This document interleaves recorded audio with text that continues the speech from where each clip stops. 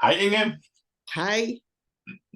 So you want to talk about fragmentation of self, and now you want to talk about spirit, and that's already interesting because you separate spirit and soul. Yes.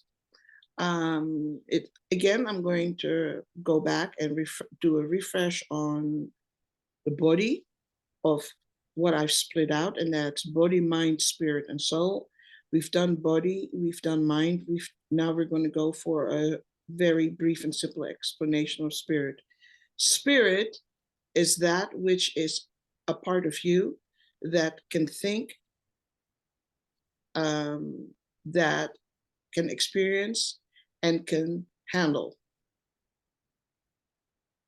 It knows everything that there is to know about you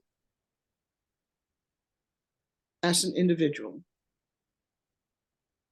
Your spirit may not necessarily know everything that's happening in consciousness. It depends on its development, but it is the active.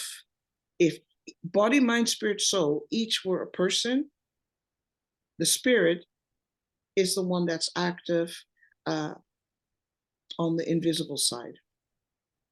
So the counterpart of the organic and biological body, at least for the purposes of this series that we're building up. Oh, and then I might add, and then we'll bring that up again when we do a brief explanation of soul. The spirit is actually part of essence. Essence, we will describe later. But I do want to make reference to it so that when we talk about essence, people can refer back to this explanation. Spirit is a part of essence, although it acts separately. Soul is also part of essence, but it acts separately from soul. You see?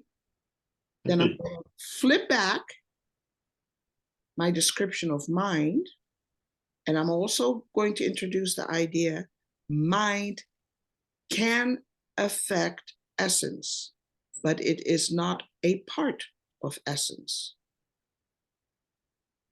We will repeat for people to remember this as we go on. But if I say it now and people listen and they want to review and say, well, what does she mean by that? They can go back to the earlier videos. So that once we start moving on more quickly, there's a solid understanding. And again, this, of course, is how I experience these things. My point of reference. Someone else may have another point of reference. This is my point of reference. If it feels good, then you think you can learn from something this good.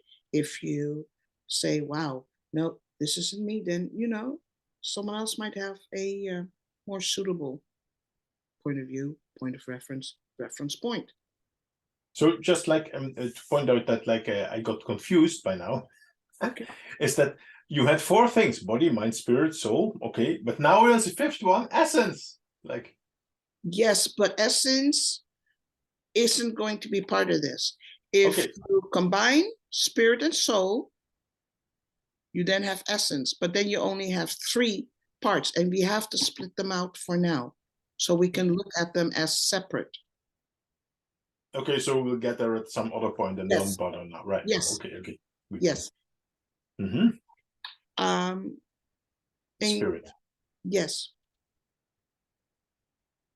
That was it. Was that it? Yes.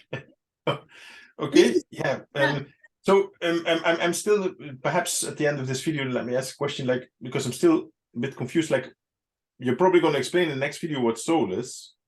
So how spirit is different from soul, because very often, like you say, body, mind, soul, and not body, mind, spirit, soul.